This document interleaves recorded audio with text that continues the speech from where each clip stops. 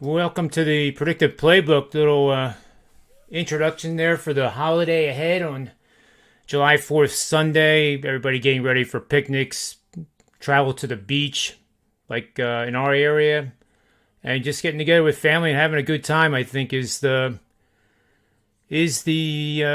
number one thing to do. I didn't know how to say that, Rob, but welcome to the show. Hope you liked my little song there by Toby Keith. Yeah, no, absolutely. Like you're saying, last year at this time we could not do this, right? We couldn't go to the beach, and we couldn't celebrate with family and have picnics and all the stuff that you're accustomed to on 4th of July weekend. So it's always a sign of summer, John, the 4th of July, obviously. And so here we go. Pretty nice Friday here in Philadelphia. We outlasted the rain I think that we've had the last couple of days. It's cooling down a bit. We got a big series in town here with the San Diego Padres. So it'll be a good baseball weekend, 4th of July weekend. Hopefully everybody has a good family weekend, safe weekend as well. And profitable, let's put it that way. That's why we're on the air here, to try and make a little extra money for people. Yeah, that's right. And pay off the picnic at the same time. Or at least the beer. Well, that would be a good goal. But I was watching the Euro soccer today. Yeah. And, something I haven't done in a long time. I actually left the house and didn't wear a mask and actually had a cheesesteak, which is, if you're not from Philadelphia, you may not know what we're talking about, but that's the number one food in Philadelphia. It's kind of what the city's known for. But the city of Philly has some great restaurants, too. It's not just fried food type of city. It's got really, really good recipes for cheesesteak, and they're the best. It's like Brooklyn pizza. If you want really good pizza, you go to Brooklyn. But in this soccer, I'm watching it, and I'm trying to read on the TV what it says. And there was a red card at the 77th minute. And I don't know who won this yet, but it was Switzerland and Spain. And Spain played 11 men against 10 men. Apparently the red card forced Switzerland to only use 10 men on the field. And for 45 minutes, they held Spain scoreless. I didn't watch the whole 45 minutes, but it was 100. They were about 108 minutes when I went into the place, and then at about 120 is when they went into the penalty kicks. But I could not believe it. I mean, can you imagine playing NFL football 11 on 10 and seeing no scoring? It'd be insane. Yeah, the goaltender for Switzerland, John, played extremely well. And I don't know. I don't think you're going to watch it, so I'm probably not giving anything away. It did go to penalty kicks. Spain did end up winning on penalty kicks. I think 3-1. I think was the penalty kick score. But as somebody who actually, I'll tell you what. And again, you always call it pizza money, so I'll call it pizza money. At the end of 90-minute regulation in a 1-1 tie, I looked at what the in-game line was, and Switzerland plus half a goal was plus $1.30. So for pizza money, I said, let me try the plus here. And you're right, they held them scoreless, so that bet wins because they don't count the penalty kicks at the end. Soccer betting and the ending of things is a little bit different. You talked about the ending for your DraftKings golf this past weekend where you thought you had a winner and didn't realize anything beyond regulation didn't count. And that's kind of the way soccer is, right? Anything beyond regulation, you could be rooting like heck for your team to score in overtime and win in overtime, but it doesn't matter. You needed to have draw, I guess. But, yeah, Switzerland, if that guy, and I don't remember his name, obviously I'm not an avid soccer fan, but if the Switzerland player who got red carded, if Switzerland had moved on, they would have had to play without him next game as well. He was out for the next game. So it's kind of like the targeting rule in college football, where if you get called for targeting, you miss the first half of the next game. You can't play the first half. This is a little more severe, of course, because that player is not allowed to play a full game. But it was quite, I'm sure, because Spain was a really significant favorite in that game. So I'm sure for the fans of that country and for the people who bet them and laid that type of price, it was a little nerve-wracking for sure, and certainly, you don't get anything out of it unless you had draw and then played the overtime. But Spain moves on. Oh, I'm looking right here at Italy. Looks like about 74 minutes into this game, Italy's winning 2-1 against Belgium. So we'll see if the Italians can hang on, and then you would get Italy and Spain moving on to the round of 4, the semifinals. That would be a big win. I would say that would be a pretty big upset no matter what the line is. Italy just seems to have that chemistry, the mojo, and I wouldn't want to bet against them. Yeah, they've played well. And then tomorrow we have England playing in a game that could end up 0-0.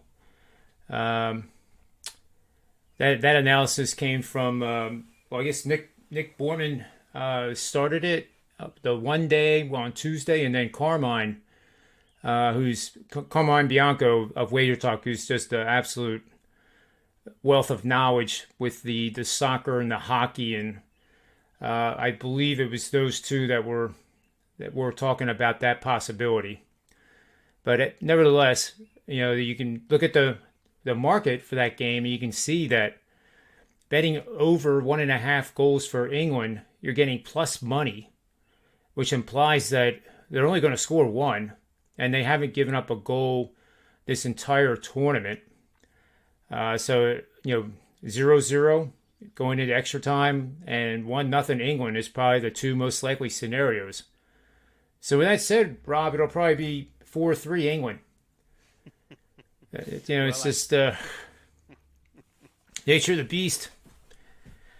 Yeah, I know that Carm, a few games back had recommended a future on Denmark. This was after Denmark, I think. Yeah, that's right. After the first game, right, where Christian Eriksen had the heart attack on the field and then was revived. And it looked, for all intent and purpose, like, Denmark without their star may not advance. But Carm, did a pretty solid analysis. As somebody who doesn't follow soccer, I watched his analysis on why he was recommending play Denmark on the futures board at 50-1 to win this thing. And his idea wasn't that Denmark was going to be the eventual champion. His idea was that the path to get into the round of 8, I guess, it was doable for Denmark. A lot of home games along the way and some opponents that they could handle even without their star. And certainly they did it. And they've gotten to this point, which creates a pretty, hedge opportunity for those who follow that lead. And for Carm himself, we'll see. I don't know exactly what he did with the game tomorrow, but he put himself in pretty good shape. And should Denmark win one more time and be into the semifinals, I would think they would have to be the longest shot on the board. And in that case, you get another opportunity to hedge. So, yeah, it was good advice. It was a good breakdown. Like I say, it made total sense to me. And here is Denmark still standing, going to play England, as you mentioned, a team that hasn't given up a goal the entire tournament. I forget who the second game is tomorrow. But, again, we're into the round of 8, and we've got one team in to the semifinals, and that's Spain. It's all good. It's getting incredibly exciting now. But like you said, that goaltender for Switzerland was just fantastic. I was impressed with him as I would have been with any of the two goalies in the Stanley Cup, to be honest with you. Their anticipation is so much fun to watch. It's like chess. You're 2 plays ahead, and those elite goaltenders, you can see they're 2 passes ahead, and anticipating what's going to happen on the field. And that's so often said too. Like the best quarterbacks in the NFL anticipate the rush. They anticipate way ahead of where it happens. It's almost like they see it happen before they even snap the ball. And that's just a true gift. And same thing in baseball. That's a constant anticipation. Like, what is the pitcher going to throw me next? He just threw inside and low. What's his tendency? And they study this, obviously. I guess some of them probably study video for many, many hours during the day. And they know the tendencies. That doesn't necessarily translate into a home run or a base hit, but it certainly helps. But no question. You mentioned the Phillies. Is that a game you want to talk about tonight? Well, we have, without looking at my screen here, we have Chris Paddock on one side and the guy who's been the absolute anchor to the Philadelphia staff, Zach Wheeler, going on their side tonight. I did see lineups are posted. Didi Gregorius is back for the Phils and into the lineup, so that can only help. I mean, it won't help the bullpen situation, but certainly it will help help the team offensively, you would think, against Chris Paddock, a guy who has had moments during his major league career where he looked like he was going to, rise to stardom pretty quickly, and now it's been, it's sometimes good, sometimes bad, a little hit or miss with Chris Paddock, but not the same with Zach Wheeler. He's just been dominant, strikeout-wise, innings-eating-wise, keeping his team not only in games but ahead in games. Generally speaking, he leaves the game with a lead, puts the Phillies in a good position every single time, so great acquisition there. And we'll see. I mean, the Padres last night, for what it's worth, played a pretty long game against the Cincinnati Reds, right? Cincinnati wins that thing 5-4 in the bottom of the ninth, but Eastern time, I was watching that game, it was past 11. And it travels all the way. I mean, not that Cincinnati's the farthest place in the country away from Philadelphia, but still, these guys finish the game, get cleaned up, get on the plane, fly to Philly, probably arrive here somewhere around 3:30 in the morning, and then have to be back to the park at 1:30. So the starting pitcher, they'll fly ahead in most cases, so you wouldn't think it affects Paddock. But the lineup, you wonder how it affects the lineup. I know they're all young guys, but you're 80 games into a season now, and you've traveled a little bit. It could wear in the first game of a series if you're just looking for an outside angle to the game where travel. And believe me, it does have its effect on teams, certainly. So that could be one reason that you would look Philadelphia's way. I think the biggest reason you would look their way, maybe even 5 innings, is because of Zach Wheeler. It's a tough lineup. Right, you got to face Machado, you got to face Tatis, you got to face Eric Hosmer, Will Myers, a whole bunch of guys in that lineup. Tommy Pham, who's red hot right now. But boy, Wheeler's been up to the challenge in almost every case, John. And he doesn't pitch in the most pitcher-friendly park in Major League Baseball. That's not an easy place to pitch and keep it in the yard, especially on a night like tonight. I guess the last couple of nights would have been even worse with the humidity. We've seen a little bit of a break here for ourselves.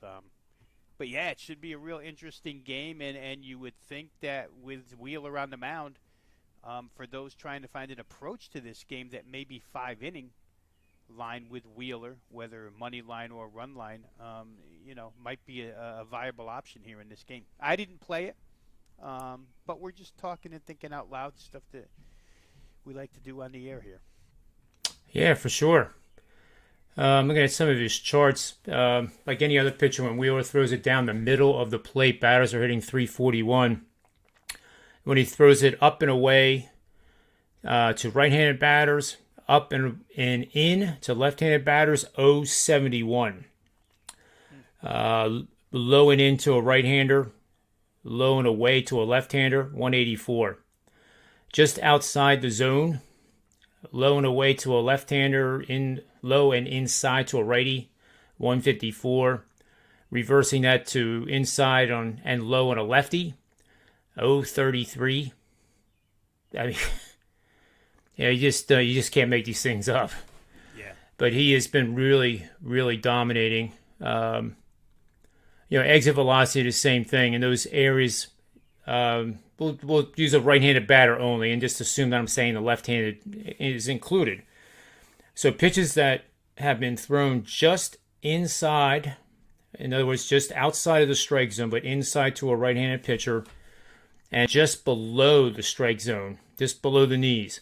Average exit velocity, 75.5. Up and in, 65.7. Up and away, 66. And then low and in is 81, and that makes sense to me. I think that's probably what you'll see for most right-handed pitchers because lefties like it just a little bit above the knees, and or even below the knees. They kind of just kind of like that pitch. You don't throw middle in to a righty, and you don't throw, low and in, right down and in to a lefty. Yeah, because all you did, swing. Yep, all you have to do is watch Bryce Harper, and you can see whenever a pitcher makes a mistake in that area of the plate, it's hit pretty hard. But he's had some outstanding numbers. Now I'm talking about Wheeler again here.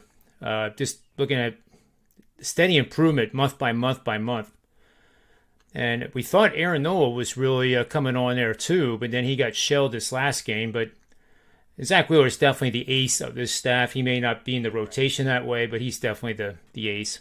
And I personally went to the window on the Phillies already. And I think we don't have to worry about the bullpen tonight. Yeah, he's been good about getting through at least 7 innings in most instances, John. Let me just run a couple numbers here. Again, referring back to these are going to be some split numbers, but the difference between Zach Wheeler, home and away, and again, he does not pitch. Citizens Bank Park is not known for helping pitchers. It helps the hitters, and especially on summer nights. But Zach Wheeler, right now at home this season, the league batting average against him in his 9 home starts is 181. On the road, that goes up to 231, about a 50-point thing. But the strikeouts to walks in Citizens Bank Ballpark, he's 9.5 to 1 strikeouts to walks. That's an incredible number, 9.5 to 1. Not putting anybody on for free and getting strikeouts where no contact is made. On the road, that goes down to 3.2 to 1. So a huge gap there. Again, home is not a great place. Teams only have a 504 OPS in Citizens Bank Ballpark against Zach Wheeler. And 504 is an atrocious number for OPS. For those who don't know, that's on-base percentage and slugging percentage combined, 504. So Zach Wheeler has really done a great job for this team. And as you said, he may not be listed. He might not have gotten the opening day start. Aaron Nola may still be considered number 1 where rotation is concerned. But this guy's made it evident that he's the best pitcher on this staff. And, they often talk about how teams don't like to trade stars inside of their own division. And I don't know that the Mets really like the fact that Zach Wheeler got away inside the division. Not that Philly's hurting the Mets, but certainly facing him is no pleasure for anybody this year. So we'll see how he does with the Padre lineup. But I'm with you. I think he'll perform really well. Maybe you want to look under in this game if you think that Chris Paddock is going to throw well against the Phils. But again, Chris Paddock has been so hit or miss. His last outing, and I did these numbers this morning, John. Off the top of my head, I don't remember. But his last time out, he got smashed. He had been coming off of a couple of performances where I think he had a combined 20 strikeouts. And the difference between throwing in Petco and throwing in Citizens Bank, it's a world of difference. So we'll see how he fares inside the stadium. There's a lot of statistical info on these two guys facing their respective lineups tonight within the last couple of years. I think when I looked this morning, the last time either of these two pitchers threw against the Padres or the Phillies, it was 2018. So we don't have real good recent history to go off of. But the Phils need some wins, right? We look inside that division, and it's still not a division, the NL East, where anybody's taken total charge. There's time for these teams that have struggled. Just look at how fast Washington has climbed into second place. That didn't take long. I think 2 weeks ago, we heard rumors about the Nationals were going to trade Max Scherzer because they were in last place and maybe out of it. And that turned around on a dime. So for the Phils, still time. For the Padres, boy, oh boy, that's a tough division over there in the West with the Giants and the Dodgers. Yeah, I actually have. I'm just going to read my notes here instead of trying to paraphrase them. The Padres. Here's what I write. The Padres have Paddock on the bump. He's 4-5, 4.54 ERA. He lasted only 2 1/3 innings last start against the Diamondbacks, giving up 5 runs on 8 hits and a no decision.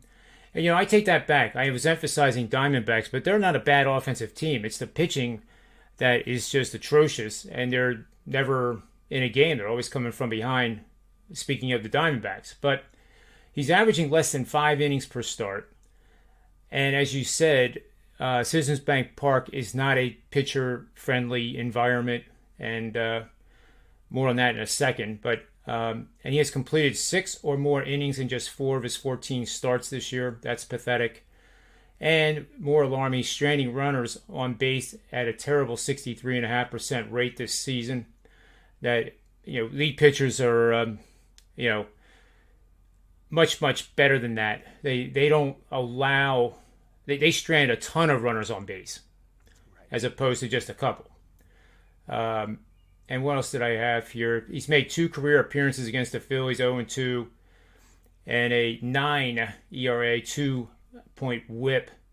But those matchups were a while ago. But still, the memory sometimes sticks with you. And there's pitchers that definitely would rather, I don't know what the comparison would be. They just don't want to come into Philadelphia, especially in the summertime, July and August during the day. This is a night game. But still, the ball carries. And when that first opened up, and even though I was living in Manhattan at the time, I had a season tickets to the Phillies. I actually had them for 21 years. Started in the right year, 1993, with John Crook and that gang. And my oldest boy at the time, I think, was 11. So this is the first time Boston Red Sox come into the stadium. And he used to like to count the home runs during batting practice. And, we'd get up to around 40. Well, he lost track at 83. And Boston was intentionally trying to see how fun this ballpark was going to be to hit in. And it was an amazing display of batting practice. I just will never forget it. We'd leave in a hurry. And the longest home run still hit was the first exhibition game, and you would know this too. It was Jim Thome. Put one up in the second deck in right. And to my knowledge, that has never been exceeded. Yeah, and you know what else, John? For those who don't know the dimensions of that park, and we say it's hitter-friendly, and it is. It travels. But center field, if you're going to go dead center field in Citizens Bank, I believe it's like 407 or something, 400 plus at least. So it's not little to its deepest parts, but boy, you get things in the gaps or down the line, and it does travel. I've been there once this year already. I'll be there tomorrow. As a matter of fact, Darvish is going to be on the hill for the Padres, so it'll be good to see Darvish and his 11-pitch arsenal.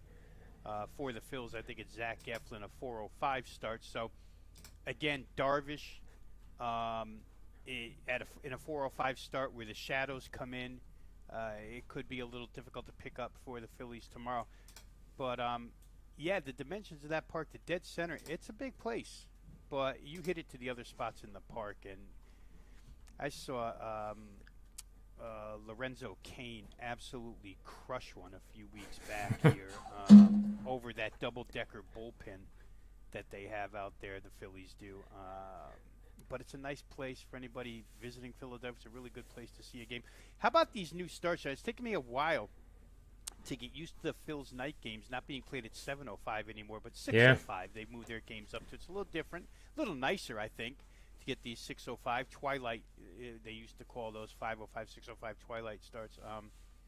But yeah, that's what we have tonight, 6:05. So about an hour. I'm looking at my clock now. About an hour, 10 minutes away, and we'll get this one underway. Once again, it's Zach Wheeler against Chris Paddock, and what'll be a big series for the Phils and the Padres both. They both need games here. Yep, they sure do. Those double-decker bullpens. Yeah, it's unique, isn't it? It is, and I remember the story with that too. And you got to help me here. The closer back when that opened up, he was from Houston. They acquired him from Houston. He was like 5'11" and just threw hard. What was his name? Now you're going to test me too. Billy Wagner. Yes.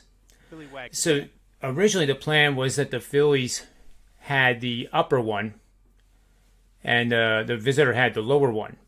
Well, he wanted it switched so that he would be able to get out on the field in case of a brawl.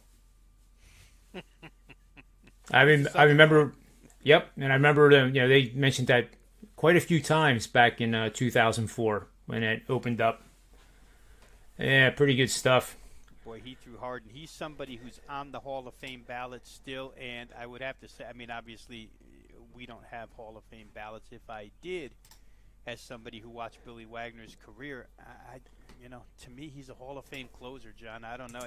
Yep. That guy at his size, in his prime, at his peak, you couldn't touch him. I mean, we get all caught up in guys throwing 100 miles an hour. Now, this is a 5 foot. I think at 5'11", you were being generous before, because Billy Wagner, I think, was even shorter than that, a little guy, but he could race it up there to 102, 103 at times, and he was as dominant a closer as, I guess modern day we look at Aroldis Chapman in that light, right, for Yep. the Yankees, and Aroldis Chapman, it looks like Sasquatch compared to what Billy Wagner was. So, yeah, I hope for him to generally climb that vote ladder, and just from a fan standpoint, rooting wise, I'm rooting for him to get in if possible. I think he gained a couple percent this year. Maybe he can keep climbing and get in there, because he was a heck of a pitcher in his prime.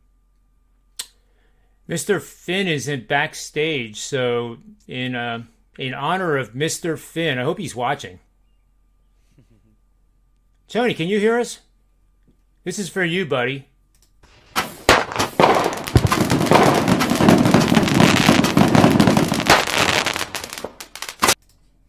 That's not the flag that we fly in the Ukraine. It was fireworks. It wasn't a flag. Oh, I thought I saw a red, white, and blue flag. Yeah. Are you sure? My attention to detail is pretty darn good. You want to look at it again? You want to see it again? I thought you were colorblind. I am. But I know what a flag looks like. And those fireworks are making a float. They're making a. It looks like a flag.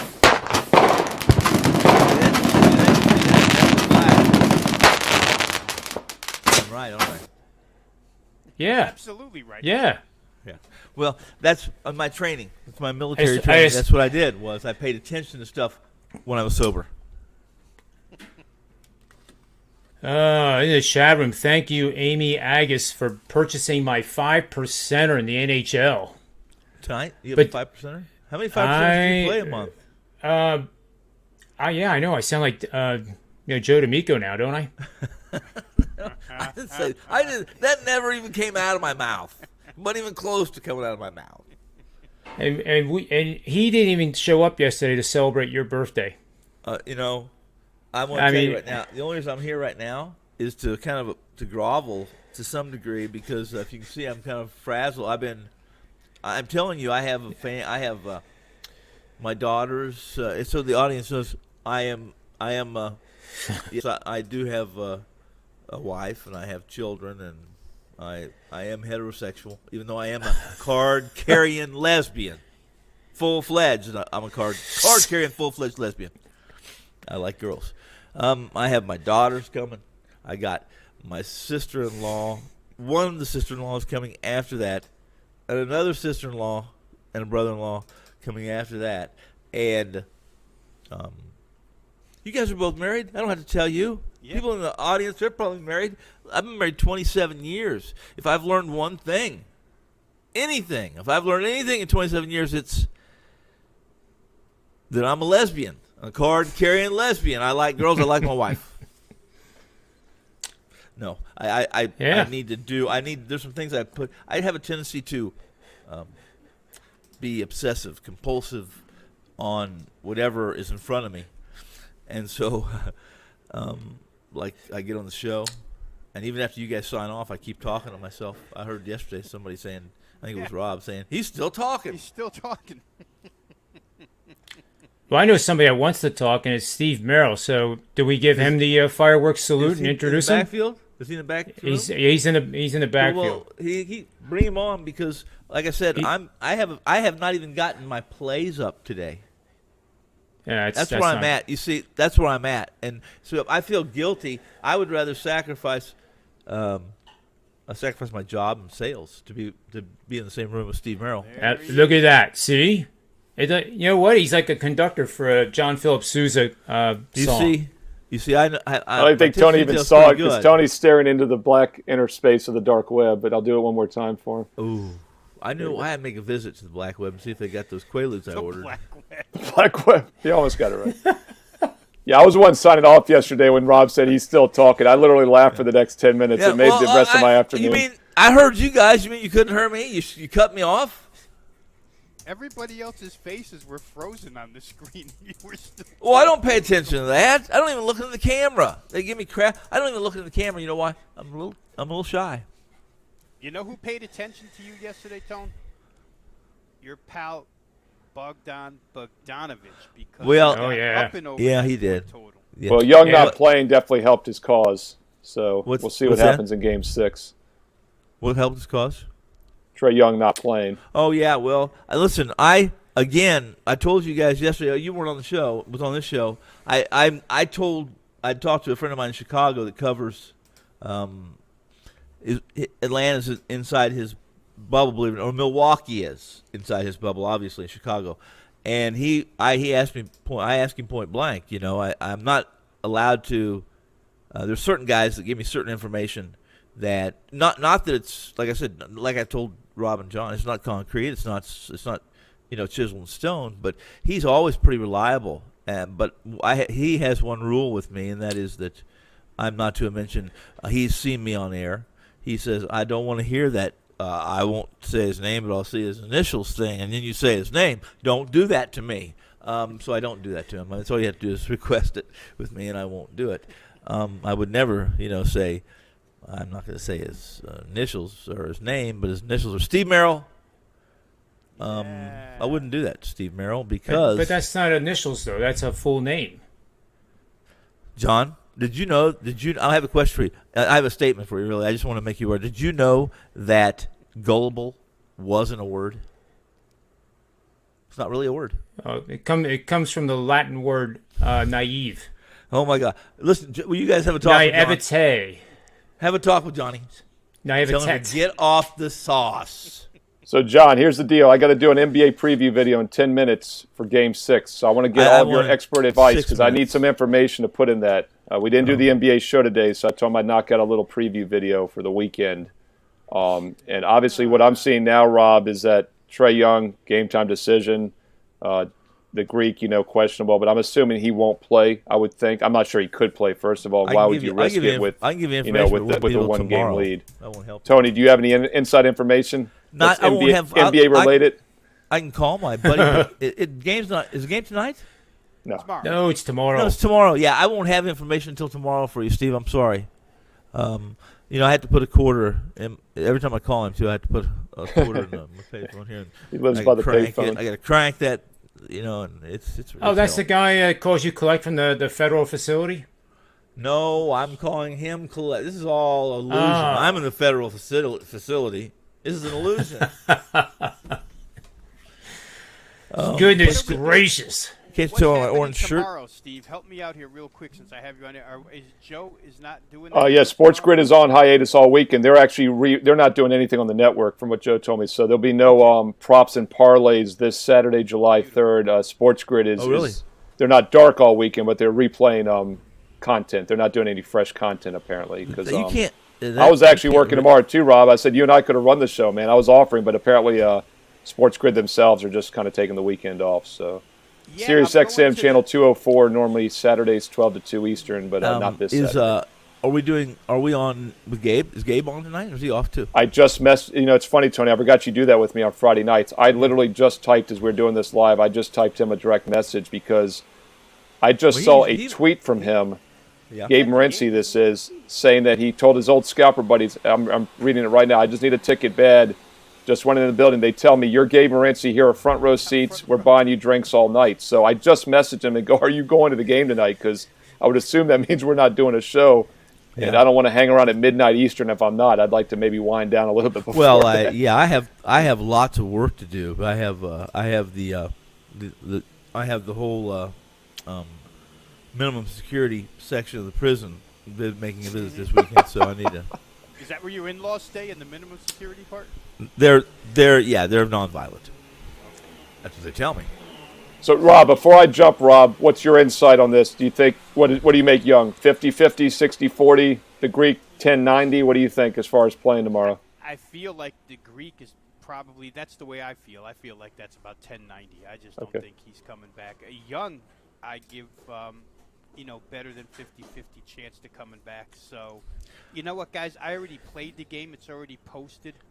But to your points or to your questions, Steve, that's the way I looked at it. Trae Young has a far better opportunity of going than does Giannis. I will tell Merrill. You can tell him if you want. My source out of the Tribune told me the first time after he stepped on. He told us that what we were hearing wasn't quite accurate, and that it was more serious than they originally let on, and that according to his algorithms, those are his words, by the way, his algorithms, that this was like a 3 to 4 week recovery period for this injury that Trae Young had. So, does that mean Trae algorithms? Young, they do algorithms on injuries now? What? Because I was going to say, I think the Greeks definitely look pretty bad as well. So we'll see. And if you can get by without him, why would you risk not having him for the finals if you can make it still? So I'd be shocked if he plays tomorrow. Yeah, that makes more sense. I mean, it makes more sense that Coach Coach Bud would desire a Game 7, just so he can strengthen his resume. But, jeez. Yeah, well, I played it now because if they do announce Young, those numbers are going to move. Yeah, so, I'd say, what do you think? At least 2 points? You think it moves to probably 4 if he's in, maybe moves down to 1, or maybe pick him if he's announced out? I mean, do you think it's 50-50 in the line right now, Rob? 3 points. It's crazy because the other night that game went all the way to 9 when he was announced out, right? He went through shoot-around. Everybody thought he was going to play. Tony Finn did come on here and tell us his source didn't think he was going to play. But that game went to 9 points, Milwaukee on the road. That was crazy. Well, it went from 7 to 9, so that was a 2-point move. Last night we saw it go from 3 to 4.5 last night, basically, right? So 2 maybe goes down to pick 'em, or 1 maybe it goes up to 3 right or 4. Is it 2.5 or is it 3? 2. What is it right now? Well, I have 3. Okay. All right, 3. I saw 2 this morning. I hadn't looked since. Okay, so maybe it's moved. All right. But if Young is announced in at home, it probably goes up to about 4.5, 5, right? If he plays. I'm seeing mostly 2 and 2.5. I'm seeing 2.5s right now at WagerTalk on the live odds. So if it's and I know this may sound strange. Saturday night 8:30 game. Yeah. I won't explain it to you, but if it's a 2 or a 3, then it's gonna be a 3-point move. If it's a 4 or a 4, the higher number, probably as long as it stays under 10, it's gonna be a little bigger move. If they're this is a game where if Trae Young plays, that I think 2.5 or 3 points is a big move because if you're going to throw him out there, then you're going to do more than just throw him out. I mean, there's going to be people that move means nothing to you and I or to us. What it means is this: it means it's going to move whatever.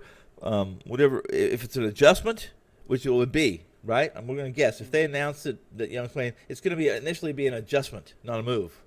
It'll be an adjustment by the odds makers and bookmakers. And if there's one thing we've learned all season long, guys, is these moves aren't warranted. Last night I saw that total go from 215 to 212 once they announced Giannis wasn't going to play. And I'm thinking, we did the NBA tip-off show together yesterday, Tom. We were all in unison over 215. Every down to 212. I single go back and get more. every single metric, every single drip of intel. Lean to the over. I talked about it for 15, 20 minutes, and what did I do? Instead of releasing the over, I released the first half and game But it worked out because I did catch both first half and game. But I was thinking during the game. I said, I'm so passionate, and so and Rob and I were in agreement that this was going to be a game that we had to lean to the over. Either you lean to the over in the game, or you lean to the over on the Bucks part, which I think we said was 109, right? Steve, well, at least that was. We were here together. You were on John's show. We were here together that night a couple of months ago when Milwaukee was missing Giannis. Yep. And we basically, again, in unison, they can score points without him. It doesn't matter. Sometimes you get that roll out the balls mentality, and boy, did we see pace last night. And both coaches want it. Both coaches want it that way. Yeah. Plus, you don't have to watch Giannis, dribble like left-handed with his right hand down the middle of the floor, and take a 3-point shot that barely hits the rim. That's the beautiful thing. Yeah, I mean, Rob, I know you brought the numbers up yesterday. It's now 12 games without him this year. I think it's 227 is the average total scored in Milwaukee games. 7-5. Here's I forgot to mention this yesterday. The adjustment for Milwaukee, and this is now with the benefit of hindsight too, was much easier without Giannis in the game than it was for the Hawks without Trae Young, and here's why. Holiday, 6.5 minutes per game of possession. That means actually holding the ball. And Middleton, 4.8, lead the Bucks in time of possession. That's higher than Giannis. So they should have less of an adjustment than the Hawks, who have Trae Young, 8.6 minutes, and that is more than twice any other teammate on the Hawks roster. And I think you saw that play out pretty well last night. Actually, John, I'm gonna steal that from my video. What were those numbers again? 8.6 for Young, but it's about 4 something for the Greek. 8. Yeah, it's probably a little bit higher now because just go with these. Holiday 6.7 minutes per game of actually possessing the basketball. Got you. Middleton 4.8. Trae Young 8.6. Wow, that's good stuff. And I think I got that off of, I don't know where I actually got it. It was probably that Basketball Savant type site. Did it say how much the Greek normally does? It does show that, but I don't have it.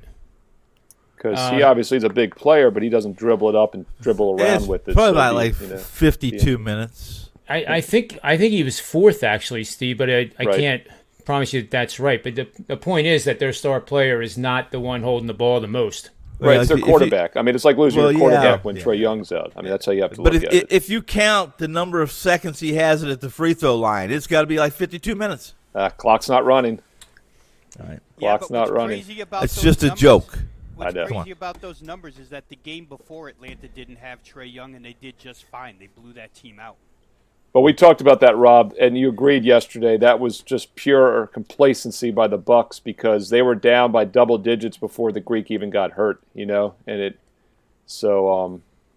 but that shows why this has worked all year long. You just blindly play these teams with the adjusted value when they're shorthanded. And the thing with the Trae Young, to be honest, though, is, I mean, that total is going to go up a couple points. The line's going to go up a couple points, and he is not healthy. Whether he plays or not, he's not 100%. I'm certain of that.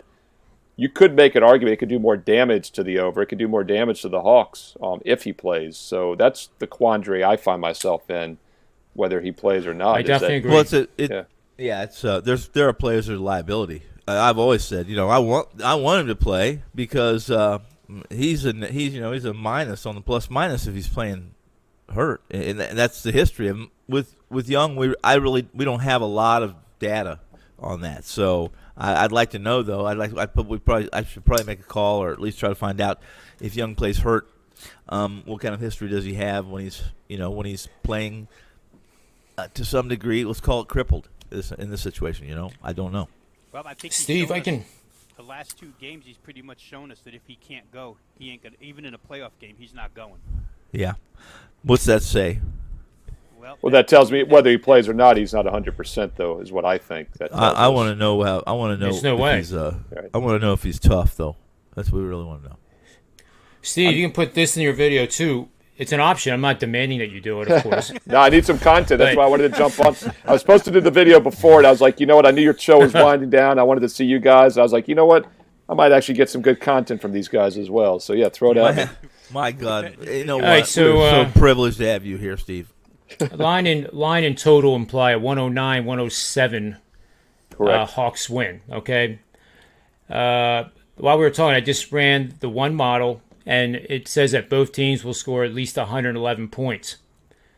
Okay, so that means a play on the over. However, the Hawks are 36-14 straight up this season, 32-14-4 over, 34-16 against the spread for 68% winners when scoring 111 or more points. The Bucks are 47-17 straight up, 44-17 over at 72%, 35-28-1, 56% against the spread. So that implies that when Milwaukee plays faster than what is expected by the market, their defense suffers because the ATS record is only 56% compared to Atlanta, 68%. Well, what's in Milwaukee's record against the spread for the season is it's below 500, isn't it? Well, that's a good point too, because you have to factor in the public pushing that line up to excessive levels. I mean, they've not been reliable against the spread all year, but and they are the team that runs the fastest tempo. Yeah. So. But isn't it? Come back with your numbers from yesterday, Tom. Milwaukee. Oh, has you know what? Yeah, I could come points like 70 times this year. 69. 69 now. times. And let's count yesterday and make it 70. Okay. 69, I think, includes yesterday, doesn't it? Yeah, no, it was 68 going into yesterday, so 69. Now. Yes. Well, my big question, though, John, is how are you factoring in Trae Young in that 111 to 111? I mean, does that factor in him playing normal minutes, playing well, or how are you factoring that in that prediction? It has both players out. Completely out, okay. Yep. That's interesting then. Okay. I honestly think the big thing for me is if Young comes in and is not 100% and hurts the team. I think that's the real X factor in this whole equation because I think they play fast without him. We saw that last night. They both shot well without him. I almost feel like he could disrupt. Yet I don't think you could possibly sit him if he could go, obviously, and they're not going to. You know, he's a better – I know that I don't think Atlanta's a very good defensive team, technically, Steve.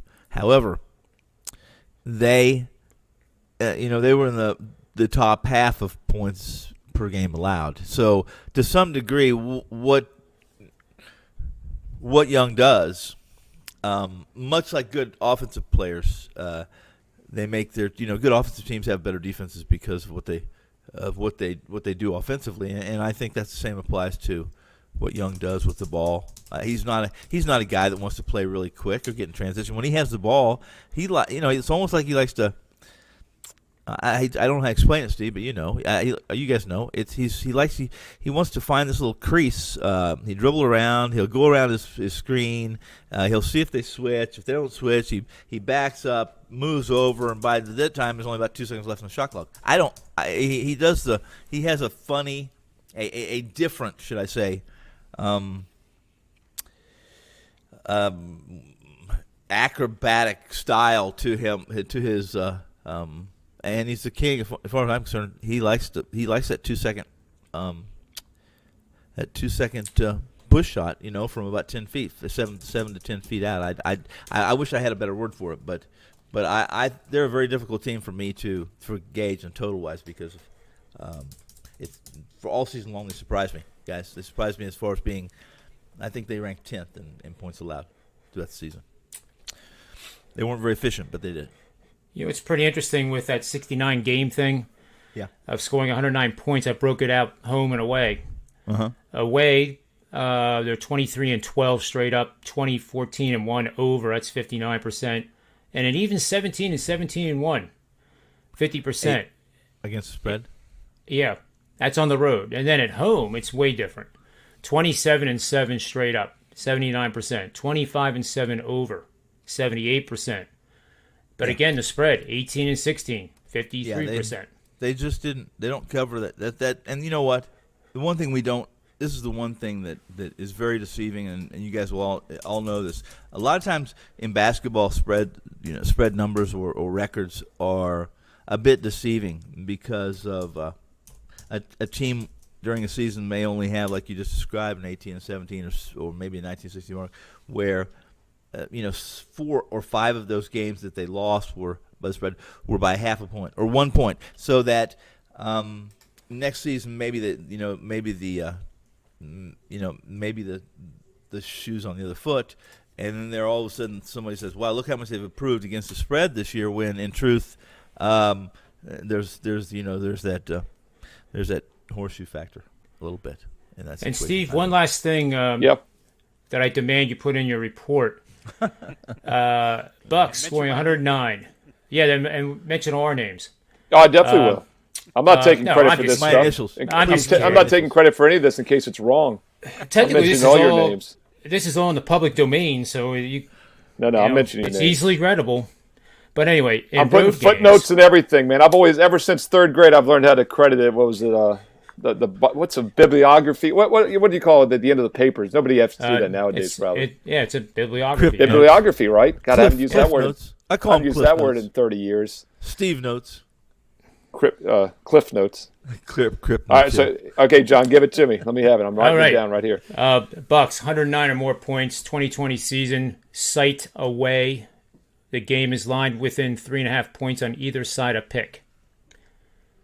3 and 5 straight up. 7 and 1 over. 2 and 6 against the spread. Good stuff. I would say take the Hawks. Now, you had it 111, correct, without Young or the Greek, right? Because that's what I wanted to give you credit for, too. Thank you. That's good stuff. Because I told the viewers yesterday that your computer had exploded when trying to run July database stuff. Although it turns out we did have some July games after all, so I was wrong. July postseason games made the computer explode, but now there's one.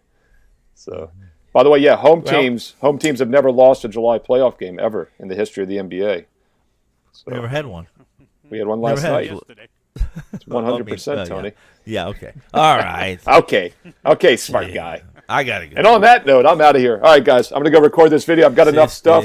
Right, I might give you credit. I might not. Steve, hold on before you go. Happy birthday, America. Happy birthday, Rob Veno. Steve, do you not have something to... Happy birthday, Teddy Covers. He hates that. He does hate that. And we didn't start that till last year. He hates it. We started that like in the playoffs probably last year, and man, that was great. And the more he hated it, the more I said it. And we were using StreamYard, actually. We put the banners and everything. I think I had the WNBA lesbians banner. John Ryan, you would get such a kick, since you know how to use StreamYard. You would get such a kick out of seeing the saved banners I had last year for our NBA tip-off show. Just fantastic stuff. Rob Veno's spots. That was another good one. He can tell you that story. That was one of the funniest. That was probably one of the funniest moments of the whole season. Yeah, send them to me. I don't have them anymore. That was last year. I'm out. All right, guys. Enjoyed it. See you, Stevie. Have a good weekend, buddy. Have a great weekend. I'll talk to all you guys next week. Hey, thanks, you got John. it, man. Lay the firecrackers down before you light them. Damn it. Unbelievable. Okay, listen. That makes 5 of us. 5 of us. 5 of us what? 5 of us that have to go. I mean, I have got to do my stuff. So I want to do this. I came to say hello. I came to tell you that Yes. I don't have any intel on anything pretty much for today, other than I did give the bog dog prop. I did okay with my baseball yesterday. I don't know how you guys did, but I did okay. I did lose a game, but I hit a nice puppy with Colorado playing at home. I'm not too much of a Colorado fan, but if they're home and they're playing a dog like the Cardinals, I'm in. Wainwright. Fade Wainwright. Tony, for good luck purposes, let's take 2-3 minutes and we'll do a really rapid fire final round best bets. You guys don't have to hang up and. Well, it's the holiday and I'm going to go on the Missouri show anyway. Tone 9 minutes. Yeah. Gotta go. I gotta go into the hillbilly country, the Ozarks. I was on. You tell him. You tell him that Bert says hi. Make sure you remember that the password for the Pro Football Focus is in the Slack. Mizzou 19. You got you. Well, shit, we just told the whole world. Yeah, now they're all on. Yeah, they don't know how to spell Mizzou like the hillbillies spell it. Wow. Oh, those hillbillies. My wife's a hillbilly. Listen. It's like me. I'm a Russian Jew. I can say, I can say anything negative about my religion and my heritage that I want. Because if I can't, I'm in big trouble. Because I do it all the time. Well, that's consistency, and that's what you want in anything. It is. It's that's consistency and moderation. I do everything excessively in moderation. I think something like that. That's why losing streaks are good, because it keeps you balanced. If you won all the time, it'd end up not being any fun. Well, I wouldn't even be here if I won all the time. I've told you I'd have my own island, have naked girls serve me margaritas. That's where I'd be. That would be a nice place. Yeah. Well, Don Buster, our of Buster Sports, our good friend and pal, Montreal Canadian, #1 fan I know of the Canadians, and they play tonight. Yes. He says, "Hey guys, just got in. Wanted to send a message to wish you all a happy 4th of July holiday and a happy birthday to Tony Finn." Tell him I want my mess. I want my worm. I want the worm. That's for another show. I gotta put that down for another show, maybe next week. I want Tony Finn to explain to us the dangers or non-dangers of eating the worm. There's no danger. It's healthy. I've only seen it done once, and it was in college, and I'm not proud of myself. Well, then you've missed a bunch of. I was a Friday conscientious parties. observer. We didn't only just put the worm in the blender. We threw some fungi that we found underneath cow patties in there too. Cow patties, nice. Yeah. Well, let's let Tony Finn go first. And remember, we have to do this quick, Tony, because Rob has to be on that Mizzou show. Well, then let's do this. Let Rob do this first, because I'm going to pull my notes up. Rob, if that's okay with you, John. Is that all right? Yeah, that's fine. Okay, go. Well, Yep. I'll go fast then with real simple analysis. Give me the Slow down. Tigers tonight, Slow down. plus the price against the White Sox. Lance Lynn and Casey Mize. But this is, 90% of this handicap, guys, is a fade of the White Sox lineup tonight without another player, without Yohan Moncada. Now, their best on-base percentage guy, their second-best batting average guy, the number 3 hitter in that lineup. They sent the other kid, Mercedes, down to AAA today because he had been slumping. So I'm going to take Mize against that weakened lineup of the White Sox. Lance Lynn, obviously he can pitch. Also have a special whoa, sorry. Going on. This is my sorry about that. What was that? You'll see. You'll see. That was weird. I didn't know it was going to come up. That was weird. Sorry about that. Go ahead, Rob. Sorry. That's the way I'm going to go, though, guys. I got a lot of faith in Casey Mize to get through 5 or 6 against this particular lineup tonight. It's not the best lineup the White Sox have put on the field. And like I say, Lance Lynn is difficult, obviously. His last start Saturday, only 3 innings because the game got suspended. I don't expect Detroit to bang him around, but I think they can do enough damage here at this plus price. So give me the Tigers. Plus what I'm looking at now, you can get about $1.35, $1.30, $1.35. To me, it's worth it. Tigers, a team under A.J. Hinch that very, very quietly, I think at least, is getting better incrementally. I know it's small increments, but they're getting better. And the lineup they have on the field, I checked the lineups before we came on the air, looks to me to be as good as they can put out there. So give me Detroit plus price against the White Sox tonight with Casey Mize on the mound. I like that play. Very good. I am on that play. I'll tell you a couple things. Lance Lynn, first off, is a smoke and mirrors. His numbers this year are smoke and mirrors. If you look at the SOS or his strength of schedule, and when Mize goes 6 innings, I think it's 11 times he's gone 6 innings. Every single time he's gone 6 innings, I believe, if I'm not mistaken, quality start. Every time. So there's not. That is an absolute. That is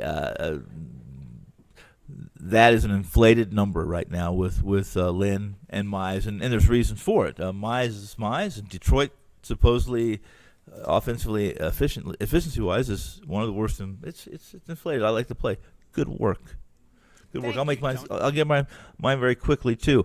I'm going to jump right back on the Rockies boat here, and I'm going to continue to fade the St. Louis Cardinals team until they prove to me that they're worth either running from or backing.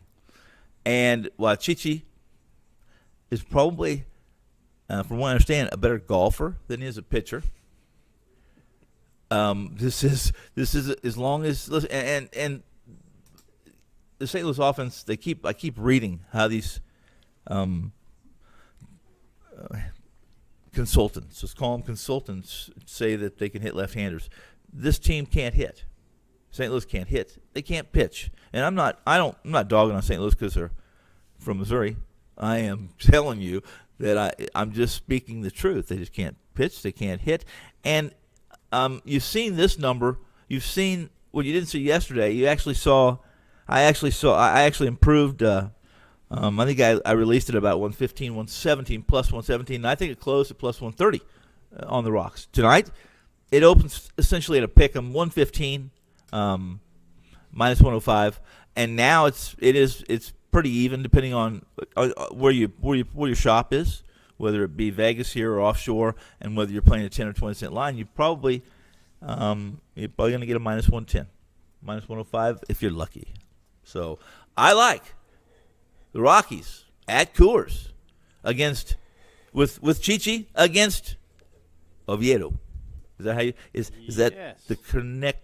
Is that the correct twirling of the tongue? And that's my story. I'm sticking to it. How about you, John? Well, Rob, do you this video that the WagerTalk media crew did for me because I struggle with promoting myself? Yes. I actually must have done good on the one, but they clipped it out of my Major League Baseball show. So, do you mind if I run it? Run it. Then I don't have to promote myself. Streaks, as you can see on the bottom of the page. Last year I hit 65.8% against the spread in the NFL, ranking number 1 at sportsmemo.com, and very proud of that. It's among some of the best handicappers on the planet. And Sports Memo is giving you an opportunity to work with me and benefit from my 27 years of experience by getting a 60% discount off the regular price of $1,200 for college football and NFL. What this means is that you can get college football and NFL, where I ranked number 1 combined and ranked number 1 NFL, as I just stated, for just $480. That is college football and NFL for $480. This offer expires Sunday at midnight, so be sure that you get. Yeah, how was that? Was that you, or was that a voiceover guy? Yeah, it was a voiceover, and they used Joe D'Amico. It's really amazing how. Well, Joe must have been sleeping then. Well, I sound a lot more enthusiastic about the promotion, don't you think? Like it doesn't sound like me. Yeah, no, well, it does. It does sound. I think it was good. I think it was good. In fact, I think that we should go ahead and send that into the ESPYs. All right, so my free pick is on Zach Wheeler, and this is a pitching polar opposites. A game that I really haven't seen a game like this where it's a quality team against a struggling team, with which the Phillies are fundamentally flawed because they have a fundamentally flawed manager. But I don't have time to go into that. Chris Paddock has averaged less than 5 innings per start, completed 6 or more innings in just 4 of his 14 starts. He's stranding runners on base at a terribly low rate of 63% on the season. Mm-hmm. He's made 2 appearances against the Phillies. They've been both disasters, even though the most recent one I think was 2018. Memories stick. Rob and I talked about the sandbox called Citizens Bank Park. It didn't rain much today. The sun's out, and the ball carries in July. And most importantly, home teams in the NBA and July playoff games are undefeated. Thank you, Steve Merrill. Thank you, Steve Merrill, because I did not know that. Yeah. Did not know that. So you can count on Steve. And quickly, Wheeler is the ace. He's the ace of the Phillies. He's pitching lights out, and the Mets throw up every time he has a quality start for the Phillies. Not the Mets players, the Mets front office. And that's all I have. Entitled bitches. So, Tony, I took the money cash out of the account again. It's a holiday weekend, just in case. In case I go to jail? Well, for whatever reason you need it. Bail money? That's what it was used for the time you got together with those other guys. So I know. Just want you to be safe. They were full card carrying lesbians too. So all right. He's got a minimum security facility right in his house. That's where his family's staying for the weekend. Remember? Well, they're gun toting Ozark people. I'm telling you. Yeah. Hey, Ozark's season 4 is starting pretty soon. It looks pretty good, man. And let me tell everyone. Sir. It's so accurate. It's stupid because that is exactly what happens down there. And you saw the trailers, next to the poppy fields. Yeah. Good farming in that part of the country, I guess, from what those shows says. The top cash crop is marijuana, and the top is moonshine. That's what Arkansas and Missouri are. The Arkansas's top cash crop, marijuana. And it's better than Reggie. Yeah. Rob's got to go, so I'm going to sign off here. Listen, sign it off. Well, there you go. All right. So for Rob Veno, who just had to go, and the production crew, Chris and James at WagerTalk, who did that awesome promo for me, so that I have more energy with my promotions and get into it more. More enthusiastic, like those Montreal Canadian fans are going to be tonight. All 3,500 of them. Tony Finn, myself, Predictive PlayBook, WagerTalk.com, SportsMemo.com. Everyone have a great, safe, and celebrate July 4th. And have a great time. May all the winds